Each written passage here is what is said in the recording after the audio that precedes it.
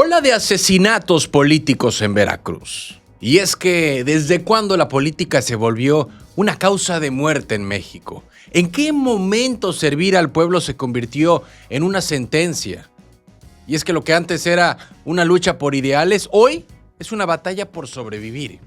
Y es aquí donde Omar García Harfuch tiene que intervenir con toda la fuerza del Estado, porque ya estuvo bueno. No puede ser que en Veracruz ejercer un cargo público sea jugarse la vida. Este 2025, la violencia política no solo manchó las urnas, manchó de sangre a la democracia. Solo en Veracruz, 10 políticos han sido asesinados en lo que va del año. 10 nombres, 10 historias, 10 familias que quedaron rotas por la impunidad. Exalcaldes, aspirantes, regidores y funcionarios de todos los colores partidistas, Morena, PT, PAN, Verde, ninguno se salva. Porque cuando el crimen toca la puerta, los partidos dejan de importar. Y la pregunta que flota es la misma: ¿quién protege hoy a los que quieren gobernar? Hace algunas semanas observamos lo que sucedió en Michoacán con Carlos Manzo, pero Veracruz no está lejos de ello. De norte a sur, Veracruz se ha convertido en un tablero de miedo. En municipios como Xochiapan, Tejistepec, Coxquihui, Oluta y Córdoba, los asesinatos han sembrado terror entre los cuadros políticos. Ahí están los nombres que se repiten en las noticias y se olvidan con el tiempo: Germán Anuar, Yesenia Lara, Nacho Pablo Sánchez, Jessica Flor Luna, todos ejecutados en contextos electorales. ¿Coincidencia o patrón? Porque en Veracruz ya no se trata de colores, sino de sobrevivientes. Y el caso más reciente fue el del alcalde de Uruapan, Carlos Manzo, asesinado mientras inauguraba un festival frente a miles de personas. Y aunque ocurrió en Michoacán, su eco golpeó fuerte aquí en Veracruz porque la historia se repite una y otra vez. Aquí los candidatos viven con miedo, los funcionarios con escoltas y las familias con el temor de no volver a verlos. La política mexicana se está escribiendo con sangre y Veracruz no es la excepción. Por eso, este no puede ser un tema más. Omar García Harfuch, hoy al frente de la Secretaría de Seguridad, debe mirar hacia Veracruz y actuar con contundencia. No basta con conferencias ni tampoco carpetas de investigación congeladas. Se necesita coordinación real, se necesita inteligencia en el territorio y protección efectiva. Porque cuando el crimen alcanza a quienes gobiernan, entonces el Estado ha perdido más que control, ha perdido autoridad. Y cada víctima tenía una causa: Manuel Gamboa, Carlos Rancés, Germán Anuar, Vladimir García, Yesenia Lara, Nacho Sánchez, Jessica Luna, Ramón Valencia, Lauro Becerra y Abisac Douglas. 10 vidas distintas y un mismo destino. Y aunque las investigaciones avanzan lento, pues la memoria de sus nombres debe pesar más que la indiferencia, porque no hay democracia posible donde la política se cobra con balas. Y México no puede seguir acostumbrándose a leer titulares de políticos asesinados. Veracruz no puede normalizar la muerte como parte del poder, ya no. Omar García Harfuch tiene que dar el golpe de timón, porque la política no debería costar vidas, ni la justicia debería tardar tanto en llegar. Y si el precio por participar sigue siendo la muerte, entonces la democracia mexicana simplemente ya no está viva. ¿Cansados de las mismas noticias de siempre? Con los mismos de siempre. Aquí lo contamos sin rollos, directo y diferente. Dale click a la campanita, suscríbete y entérate de lo que de verdad está pasando en Veracruz y en la política. Noticias locales. Claudia Sheinbaum explota tras derrame petrolero en Veracruz. Sí, la presidenta de México ya alzó la voz. Después del caos ambiental que dejó el derrame de hidrocarburo en el norte de Veracruz, Claudia Sheinbaum exigió una respuesta directa a Pemex. Y no es para menos. Las imágenes de ríos manchados de petróleo y comunidades afectadas encendieron las alertas en todo el país. Y Claudia Sheinbaum fue muy clara, sin rodeos.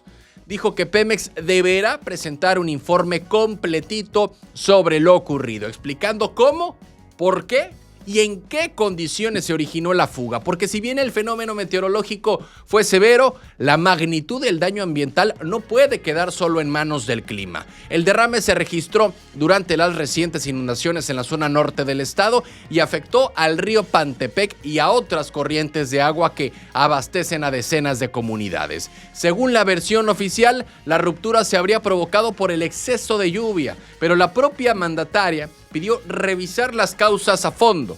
Claudia Sheinbaum confirmó que Pemex ya realiza un análisis de causa raíz, un procedimiento que busca determinar si el incidente se debió a una falla estructural, a una falla de mantenimiento o a un error operativo. Y prometió que los resultados serán públicos para evitar que esto se quede en otra historia más de impunidad ambiental. Dijo que con gusto invitará a Pemex para que informe públicamente, una frase que parece simple, pero que marca un cambio de tono, porque durante años los derrames en Veracruz se han atendido con discreción, reportes incompletos y con respuestas tardías. Hoy, el gobierno federal busca dejar claro que no habrá espacio para el silencio. Sin embargo, habitantes y pescadores de la región aseguran que el daño pues ya está hecho.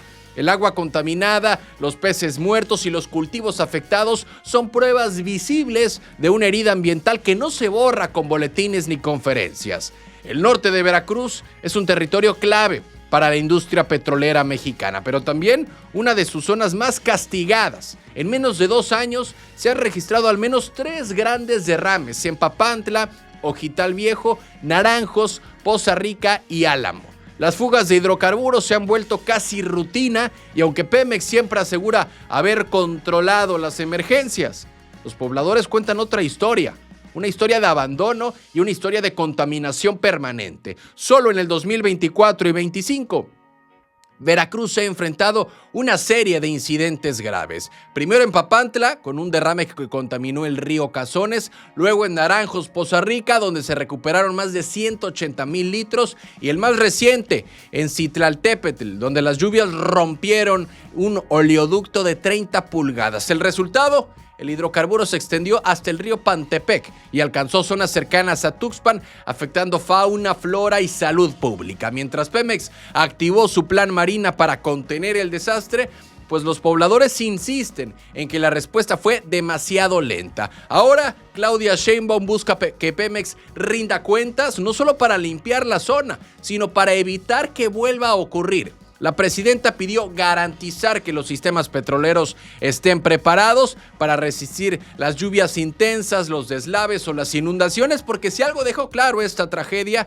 es que la infraestructura petrolera no puede seguir actuando como si el clima fuera una excusa. El mensaje de Claudia Sheinbaum fue directo: la era del silencio petrolero debe terminar. Y aunque Pemex promete transparencia, la verdadera reparación no estará en los informes, sino en el agua limpia, en los ríos recuperados y en la confianza de la gente. Veracruz no necesita discursos, necesita soluciones. Y esta vez, la presidenta dejó claro que la vista del país entero está puesta ahí.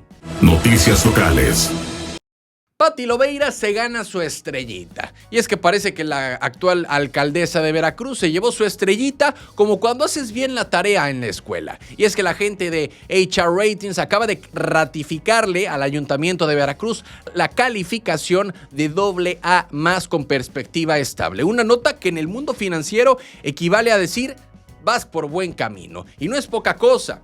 Esta calificación significa que el municipio mantiene solidez financiera, disciplina en el gasto y control en su deuda, algo que pocas administraciones logran mantener sin sacrificar la inversión pública. En pocas palabras, Veracruz, el ayuntamiento, sigue siendo un municipio confiable y bien calificado ante los ojos de los inversionistas. La HR AA+, pues no es un simple número. Representa que el ayuntamiento tiene una alta capacidad para cumplir con sus compromisos financieros y que el riesgo de incumplimiento es muy bajo. En un contexto donde muchos municipios enfrentan deudas impagables o recortes federales, Veracruz mantiene el equilibrio y eso no pasa desapercibido desapercibido. Según HR Ratings, esta estabilidad viene de una buena administración de ingresos y gastos, además del aumento en participaciones federales y una recaudación más eficiente. Es decir, no se trata solo de gastar menos, sino de saber gastar mejor. El informe también resalta que los ingresos municipales crecieron 6.3% respecto al 2023, mientras que el gasto en obra pública se mantuvo alto, pero sin poner en riesgo la liquidez del ayuntamiento. Y es que Veracruz, de hecho, aprovechó su buena posición financiera para invertir más en infraestructura sin endeudarse más. Y eso no es menor. Mientras otros municipios batallan por tapar baches, pues el puerto presume superávit promedio del 0.7% en su balance financiero. Dicho más claro, hay dinero, hay control y hay resultados. La calificación explicó que esta nota refleja la fortaleza de las métricas de deuda del municipio, aún con el incremento del gasto corriente y de inversión durante el 2024. Eso significa que aunque Veracruz invierte más, lo hace sin poner en riesgo su salud financiera. También HR Ratings reconoció la continuidad de políticas fiscales ordenadas y un manejo responsable del presupuesto, con proyecciones positivas de ingresos que podrían sostener el ritmo de obras y programas sociales durante el cierre de administración. Claro, en el terreno político, este tipo de resultados pues no pasan desapercibidos. Pati Lobeira llega a la recta final de su gobierno con una bandera fuerte, las finanzas sanas, y aunque no falta quien diga que es parte de una estrategia de imagen, lo cierto es que los números están ahí, avalados por una calificadora independiente que no reparte reconocimientos por simpatía. Recientemente lo hizo con la propia gobernadora de Veracruz, así que mientras otros municipios enfrentan recortes y déficit, Veracruz puede presumir una gestión ordenada y un manejo responsable del dinero público. Con esta ratificación, el reto ahora será mantener el nivel, porque si algo demuestra la experiencia es que sostener una calificación alta puede ser más difícil que obtenerla, y el municipio deberá seguir apostando por eficiencia recaudatoria, por planeación del gasto y por transparencia. Eso sí, esa chamba ya no le tocará a Pati Lobeira, será la nueva alcaldesa de Veracruz, la alcaldesa electa Rosa María Hernández Espejo, que entrará en el 2026. Pero bueno, Pati Lobeira se ganó su estrellita, pero más allá del aplauso, esta calificación manda un mensaje importante. En Veracruz, los números sí pueden cuadrar cuando hay disciplina, planeación y resultados. Y eso, en tiempos de crisis y déficit por todos lados, pues ya es un mérito que vale la pena reconocer.